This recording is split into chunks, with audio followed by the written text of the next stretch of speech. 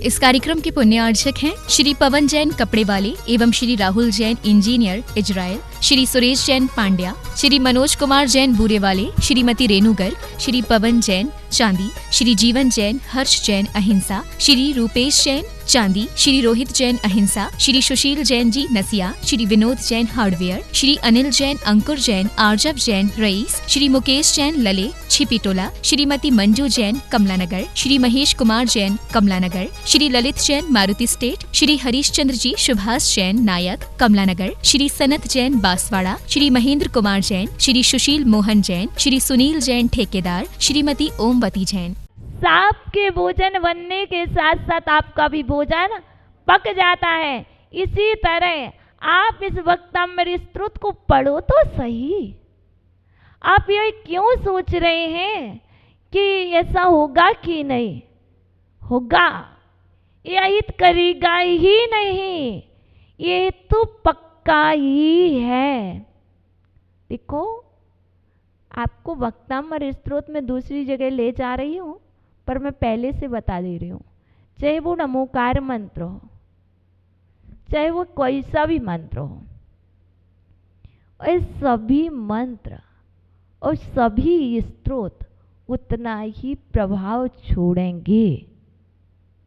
वो नमोकार मंत्र हो सकता है, वो 48 रिद्धियाँ भी हो सकती है, वह वर्धमान मंत्र भी हो सकता है, और यहाँ पर होने वाले जाप अनुष्ठान में से कोई भी एक भी मंत्र हो सकता है।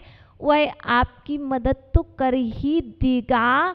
इसलिए आप आज सिर्फ एक ही चीज़ लेके जाना, हम अपने अंदर की अग्नि को शांत करने के लिए आए थे। हो सकता है कभी कभी होता है कि हम जहाँ पर गए हैं हमारे अनुकूल नहीं मिले तो हमें क्या होते, जलन, मतलब एक ईर्ष्या भाव दूसरे आने लगती है। क्यों आ गए? तो उस समय भी क्या आ गया हमारे अंदर में? विचार गलत, विभाव की जलन आ गई। आपको स्वभाव क्या था? स्वभाव क्या था? शांति का नीर।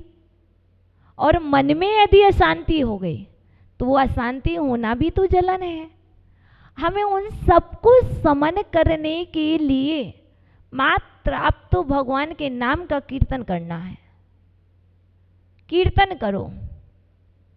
क्या? प्रभु कीर्तना शांति भवति।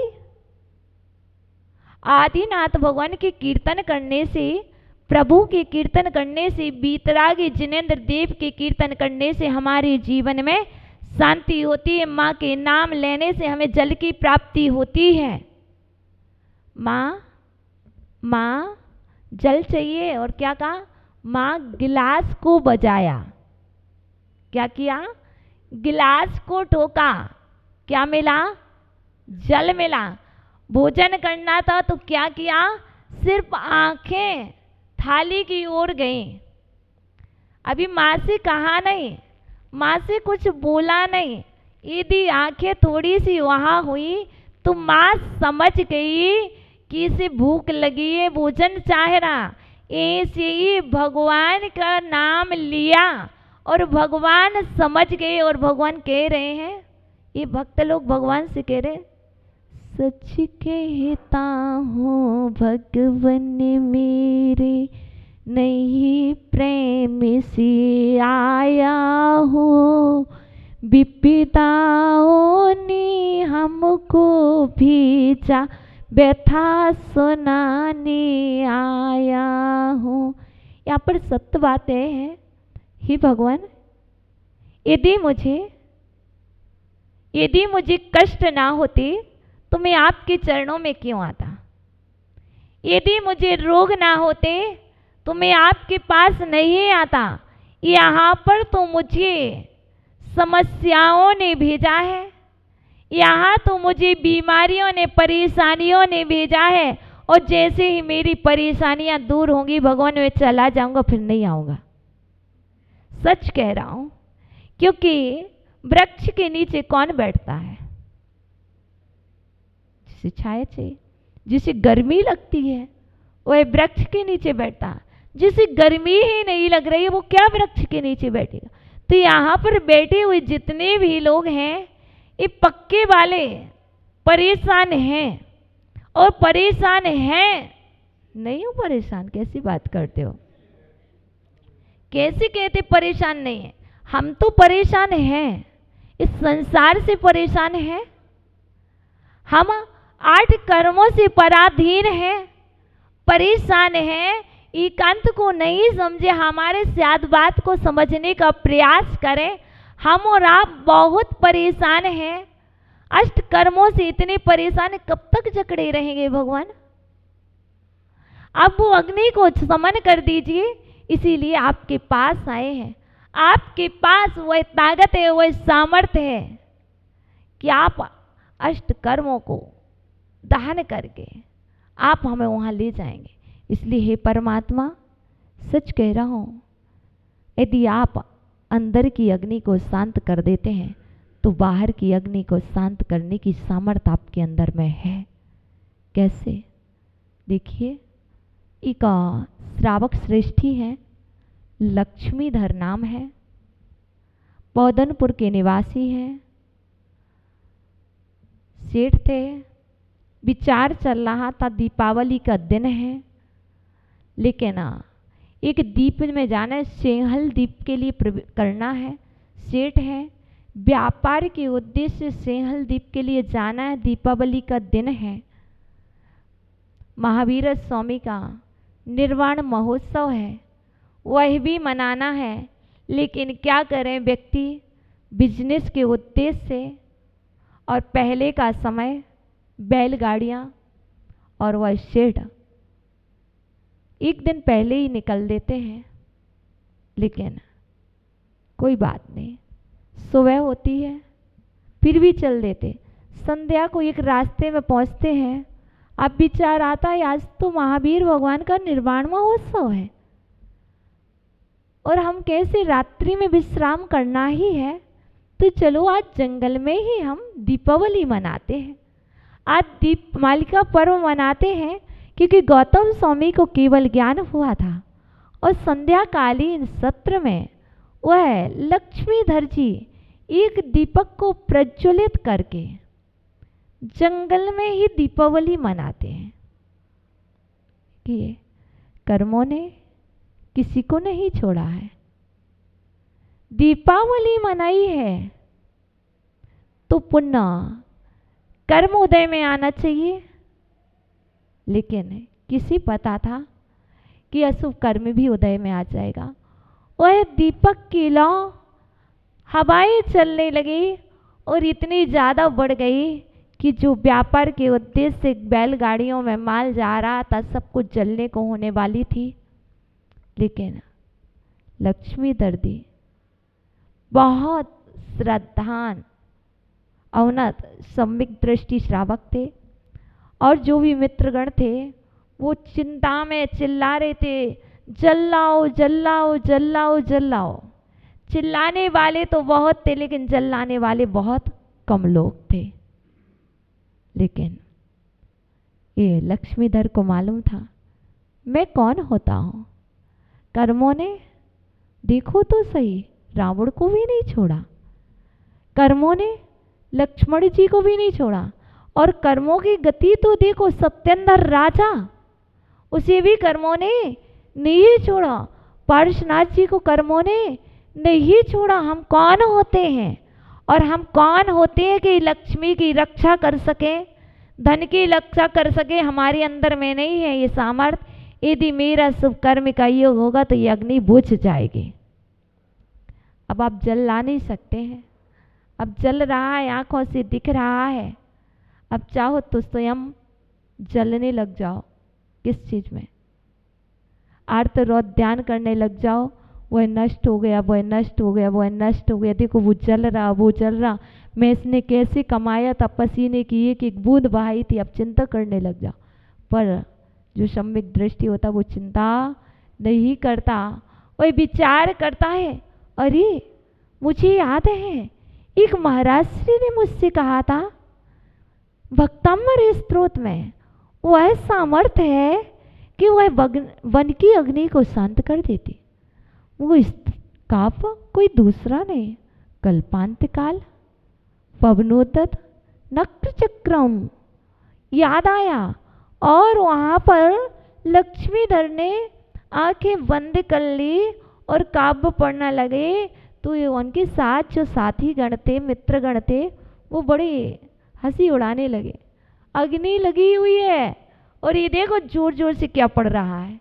इसी चिंता नहीं हो रही है कि हम जल लाएं, लेकिन ये कुछ पढ़ने लग गया। बड़ा परिहास कर रहे थे लोग, लेकिन फिर भी वो कानों में शब्द पढ़ रहे थे। ले लक्ष्मीधर जी अटल थे, चंचल नहीं हुए, पढ़ती रही। और जब सम्यक दृष्टि श्रावक पढ़ता है तो कोई ना कोई तो राह निकलती, कोई ना कोई तो समाधान मिलता है। और वहाँ पर हाथ जोड़े खड़ी हुई एक चक्रेश्वरी देवी, जो आदिनाथ भगवान की यक्षिणी, वह आकर के खड़ी होती है और एक कलश में जल लिए हैं, भगवान के गंधोदक है। उस गंधोदक को लक्ष्मीधर को देती है और कह देती है इस जल को छिड़क दो। और लक्ष्मीधर ने वह गंधोदक का जल जो ही जहाँ जहाँ छिड़का, वहाँ से अग्नि शांत हो गई। देखिए, अग्नि जरूरी नहीं सारे जल से शांत की जाए। शांति की दो बूंदें, समता की दो बूंदें आपके अंदर की अग्नि को शांत कर सकती हैं। जैसे आपको हो सकता है स्वाध्याय बहुत कुछ ना दे पाए, लेकिन आपके अंदर में यदि आपने दो पंक्ति पढ़ ली हैं, वह दो पंक्ति आपका जीवन बदल सकती है। वैसी भगवान के नाम में और इनकी गंधोदक में वह सामर्थ्य है कि कुष्ठ रोगी निरोगी हो सकता है, तो वन की अग्नि शांत हो सकती है। तो आपके अंदर की बीमारी, आपके अंदर की विपत्तियां क्यों नहीं दूर हो सकती है। आवश्यकता है श्रद्धा की। कोई पूछता है कौन सा काव्य पढ़े, कोई सा भी काव्य पढ़ो। आपको अपनी परीक्षा करनी, एक काम कर लिया करो। माना कि एक ये माला है, ये माला है, आंखें बंद करना और ऐसे हाथ घुमाना, और जहाँ ये हाथ रुक जाए और फिर काउंट करना कौन साइड से घुमाया था। माना कि देखो ये माला है, यहाँ से हाथ घुमाए, इस समय 27 मोती हैं, यहाँ से घुमाए और माना कि यहाँ रुक गया। अब आपको यहीं से काउंट करना है कौन से नंबर का ये मोती है, कौन से नंबर का यह मोती है। ये 15 नंबर का मोती पड़ा, हमने जब घुमाया और देखा तो ये 15 नंबर का मोती पड़ा। तो आपको कहीं पूछने की आवश्यकता नहीं है, माता जी बताओ मैं कौन से नंबर का काव्य करूं। देखो आप स्वयं आपके ऊपर है, आप कौन से नंबर का करें, आपके पुण्य में कौन सा आया। जैसे अभी हमने देखा तो हमारे पुण्य में आया, एग्जाम्पल दे रहे थे तब 15 नंबर का। और पहले 9 बार या 7 बार अपने इष्ट परमात्मा को याद कर लें। सबसे पहले आप 9 बार या 7 बार अपने इष्ट परमात्मा को याद कर लें। ओम ह्री श्री आदिनाथ जिनेन्द्राय नमो नमः। इसके बाद आप कोई भी या तो संख्या लिख लें, उस संख्या पर हाथ घुमाएं, वो जहाँ पर हाथ रुक जाए। और इसमें भी आपको बता दूं, सम और विषम, सम और विषम, यदि विषम संख्या प्राप्त होती है तो आप समझ लेना कि आप बहुत सफल हैं, बहुत जल्दी सफल। यदि सम संख्या प्राप्त होती है समय लगेगा। क्या? सम संख्या प्राप्त होती है समय लगेगा, पर सफल होंगे। निराश मत हो, हताश मत हो, वरना आप सोचने लग जाओ सम संख्या आई, अब मेरा क्या हुआ। कुछ भी नहीं होगा, लाभ नहीं होगा तो हानि भी नहीं होगी। इसलिए आप इससे बचना कि आपने घुमाया, वरना डर के कारण हम तो घुमाएंगे ही नहीं, यदि सम आ गया तो नहीं। देखो, और यहाँ पर कोई मायाचारी नहीं करना। मालूम क्या होता है आपको? मालूम है एक बार क्या हुआ, एक गेम खेल रहा था। हम लोग की स्कूल लाइफ में एक गेम खेल रहे थे हम लोग, और मालूम था पार्टी किसको देना है, पार्टी किसको देना है। अब हम 5 लोग थे, लेकिन हम सब की पार्टी हो गई थी, लेकिन एक व्यक्ति ऐसा था जिसकी पार्टी नहीं हुई। अब पर्ची में क्या किया, हम सभी ने पर्ची बनाई, उसमें सारी पर्चियों में उसका नाम लिख दिया। क्या किया, तो ये क्या है, मायाचार है ना, ये मायाचार है ना, छलावा है। तो हम ऐसा बिल्कुल नहीं करेंगे, क्योंकि हमारा दर्शन कहता है छलावा नहीं करना। जो चलता है वो मछली बनता है, इसलिए मछली ने हमेशा दूसरों को छला था, इसलिए आज वह छली जा रही है। आज वह आटा केचुआ कोई ना कोई तो छल रहा है, इसलिए हम और आप छलेंगे नहीं। हम तो विश्वास रखेंगे कि भक्तामर स्त्रोत हित करने वाला नहीं है, हमारे तो कर्म की निर्जरा ही करेगा। इसलिए सम भी शुभ है, विषम भी शुभ है, क्योंकि भक्तामर स्त्रोत में ज्योतिष शास्त्र भी है। इसलिए सम और विषम का जो हमने आपको बताया है, यह ज्योतिष शास्त्र के अनुरूप बताया है कि यदि विषम संख्या प्राप्त हो तो आप समझना कार्य शीघ्रम, अति शीघ्रम, और यदि सम तो थोड़ा होगा, थोड़ा सा टाइमिंग लग जाएगा। क्या होता, कभी कभी कहते हाथ पर आम आना चाहिए, तो ऐसा टाइमिंग लग सकता है। तो ये सम और विषम का यह महत्व है, इसलिए आप बिल्कुल चिंता ना करें। आप भी सम हैं, आप ही विषम हैं। ये भक्तामर स्त्रोत में आज हमें सबसे पहले अपने अंदर की अग्नि को शांत करना है, ठीक है। बाहर की अग्नि को बुझाने नहीं आए हैं हम, और आप अपने अंदर की अशांति की अग्नि को शांत करेंगे।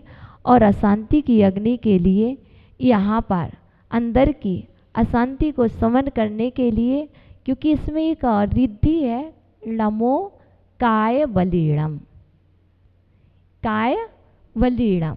तो ये रिद्धि से सिद्ध हो रहा है कि हमारे काय में, हमारे शरीर में जो अग्नि जल रही है हमारे अंदर में, उसको शांत करने के लिए है। तो ओम ह्रीम अर्हम नमो काय बलीणम ज्रोम ज्रोम नमः स्वाहा, ये रिद्धि है। इसका जो मंत्र है वह है ओम ह्रीम श्रीम क्लीम ह्राम ह्रीम अग्नि उपशमनम शांतिम कुरु कुरु स्वाहा। कौन सी अग्नि उपशमनम, अंदर की अग्नि उपशमनम शांतिम कुरु, कर्मों की अग्नि को उपशमन करने के लिए यहाँ पर दोनों दृष्टि रखना, बाहर की और अंदर की, और वैयावृत्ति सदा करते रहना। तो आज का काम आप सभी के लिए कार्यकारी हो, आप सभी की वैयावृत्ति कर सकें और वैयावृत्ति करके अपना उपकार कर सकें। इन्हीं सद्भावनाओं के साथ ओम नमः शिवाय।